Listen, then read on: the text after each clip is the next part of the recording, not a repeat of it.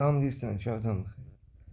پدری در وقت مردن به پسرش وصیت میکنه، میگه اگر من مردم خواستین دفنم کنین یه جفت جوراب بکن پای من، جورابا که سوراخه میگه باش. روز مردن فرامانته، فرشته مرگ نجاتشه، فرشته نجاتش میگه جانش میگیره و میمیره. منش مردش میکنه، قرصش میدن، کفنش میدن، میخوان بیارنش بیرون بدنش من قبل. پسرم میگه وصیتی کرده پدرم، باید وصیت عمل کنم، وصیت مرده باشه. میگه چیه؟ یه گفته وقتی خواستیم منو بذارین تو قبل جوراب کنه بگون پای من.